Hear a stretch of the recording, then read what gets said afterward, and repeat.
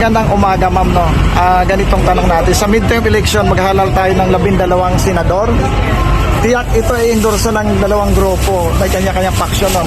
Grupo ni Marcos at saka grupo ni Duterte. Kung kayo tatanungin, ma'am, sino ang susuportahan nyo ng grupo? Sa grupo ba ni Marcos o grupo ni Duterte? Opinion nyo, ma'am. Duterte tayo. Ay, ganun po, ma'am. Bakit si Duterte, ma'am? Kasi mas maganda ang patakaran ni Duterte kumpara mo kay Marcos ngayon. Ganun po, ma'am. Kung kasi tayo mga Pilipino, inaapi ng mga Chinese. Ganun po, ma'am. So, yan lang, ma'am, ang pan nyo po. Opinion nyo, ma'am. Salamat, ma'am, ha. Duterte tayo, sir. Opo. Pwedeng nakalay po kasi tayo sa YouTube. Yan siya, nakalay. Shout out sa mga kamag-anak mo. Taga saan po ba kayo? Ilocos po. Shout out sa mga taga-Ilocos. Taga-Ilocos ka pala, ma'am? Dapat, ma'am, shoutout kay ma'am, taga Ilocos. wala nang solid north. May taga Ilocos, nag-Duterte. Ayun, mabuhay po ang mga taga Ilocos, no? Mga taga-Ilocos. Sir, good Ayan. morning, sir. Thank you. Magandang umaga ulit, sir, no? Ganitong katanungan ng din natin sa darating na May 2025 midterm election. Maghalal tayo ng 12 senador. So, kung kayo tatanungin mo, sir, sino ang susuportahan nyo? Grupo ba ni Marcos o grupo ni Duterte, sir? Duterte pa rin ako. Pero taga Ilocos kayo, sir? Cagayan. Cagayan. Shout out sa mga taga Cagayan natin, no? Mabuhay po kayo. Tama ang pinili niyo, sir. Hindi kayo nagkamali. Salamat, sir, ha? Okay. Sir, isang katanungan ko lang po, ano po yung masasabi sa pagbibitoy po ni VP Sara bilang DepEd Secretary? Napakalaking kawalan talaga. Nagpili si VP Sara. Expect po ng maraming tao na gaganda po yung Department of Education. So, sa amin, parang isang napakalaking tagumpay sana na katulad na namin may mga anak na gumanda ang pamumuhay at saka kalidad ng edukasyon.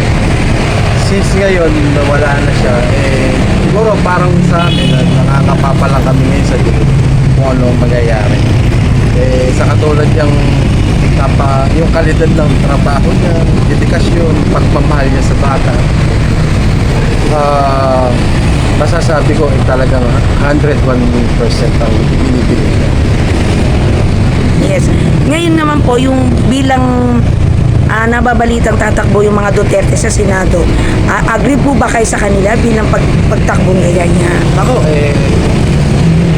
yung unang rehistro talagang Duterte lang ang pilotong po, wala na. Solid Duterte pala kayo, sir. Oo. At saka po siyempre, ang ating pong mahal na sa Cayetano. Yes. Yun lang yung nalagay ko sa balota. Yan na sa balota. Thank you, sir, ha. Basta tayo solid Duterte, ha. Thank you. Oo, Yan. talaga. Ayan. Ano po yung magandang message yung sa mga Duterte? Tsaka yung mga isang maganda nagawa nila? Isang message na lang. Wala akong masasabi, lahat nagawa nila. Kumbaga, kung may 1% lang na hindi sila nagawa, siguro baka hindi na-aprobahan ng ibang tao. Pero sa kanila ko lang nakita na sa time ng pandemic, ambag pa siya sa utang ng Pilipinas. So walang nakagawa since never Si Pangulong Duterte lang ano. Kaya talagang kahit na anong bati ko sa kanila, hindi natitinag ang mga Duterte, lalong lumalakas, di ba? Siyempre, alam mo naman tayo, parang pag na-api tayo, lahat ng tao, minamahal siya. Oo. Diba? At saka, pagdating sa mga ganyang Duterte talaga, wala akong sasabi kung mahal namin siya.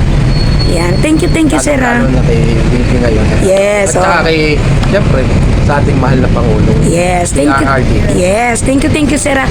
Kaya nga nagulat ako na ano ka nung nagsabi ako na, sir, nagpa-politics ka ba? Yes, kaya alam ko na mga ganun. Kasi yan usually yung mga tinatawag namin, yung may mga alam sa politics. Yung iba kasi wala kaya mahirap tanungin At least kami naman, mga ganito edad na, puro mga bali-balita na lang, nakikilig-kilig na lang kami. Apo. Kukuha ng mga kuro-kuro, ng mga opinion, katulad yan. Siyempre, laking kawalan talaga. Kasi mahal nating VP Sara. na napakaganda na eh. Ganda na Ang ganda nangyayari. na yun, ang ganda Sobrang na. ganda. Tapos ngayon, ewan ko, kung anong susunod na mangyayari, hindi natin alam.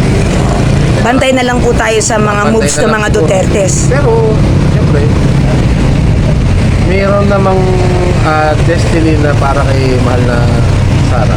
Para sa kanya. Thank you, sir, ha. Thank you very much. Yan po. Ma'am, no? Sa darating na May 2025 election, maghalal tayo ng 12 senador. Itong 12 senador ay tiyak may mag-endorso. Grupo ni Marcos at saka grupo ni Duterte. Kung kayo tanong yan, ma'am, sino nasa puso niyo, ma'am, sa suportahan? Si Duterte. Bakit, ma'am, si Duterte po? May kababayan ko yun eh. Ganun po. Salamat, ma'am, ha. Shout out sa mga... Kababayan ko yun. Paglalaban ko kababayan ko. Ma'am, tingnan ka muna, ma'am. Sandali lang sa camera. Yan si ma'am. Oh, maganda pala si ma'am. Ayaw tumingin. Thank you po. Baka Salamat, ma'am, ha. shout out. Baka may gusto kang shout out na taga Davao, ma'am. Shout out basta. Ano, ma'am? Duterte ako. Ano, ma'am? Hindi na ako mag-shout out basta kababayan ko Duterte talaga. Ayun si ma'am. Shout out Ayan. Sir, good morning. Ganito tanong natin na harap lang sa camera, sir, no? Sa darating na May 2025 election, no? Maghalal tayo ng 12 senador. Tiyak may mag-endorse na dalawang grupo. Grupo ni Marcos at saka grupo ni Duterte. Kung kayo tatanungin, sir, sino nasa puso nyo ang inyong suportahan? Grupo ni Marcos o grupo ni Duterte, sir? Pareho namang magaling. Pero pipili ka lang ng isa, sir. Kung sino yung napupusuan nyo. Hindi pwedeng dalawa. Hindi pwede na. Oo, isa lang. Siguro para sa akin kay Marcos na. Kay Marcos po kayo. Yes, sir. Bakit si Marcos, sir? Subok na rin naman siya. Kay Pangulong Duterte, subok na rin naman. Kaya lang, syempre. Ano probinsya niya, sir? Ano kami siya? Dito na ako pinanganak. Sa Maynila.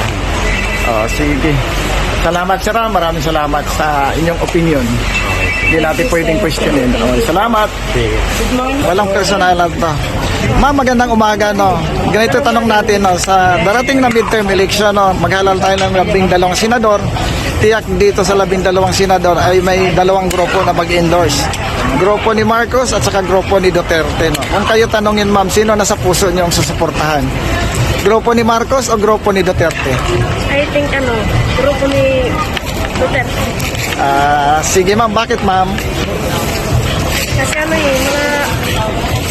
mas maganda yung si Duterte pang nakaupo sa Ganon po, ma'am. Yan lang po, ma'am. Shoutout mo, ma'am, yung kamag-anak mo. Taga saan kayo, ma'am? Duterte po. Taga Leyte. sa mga taga-Leyte. Yan, siya naka-live siya.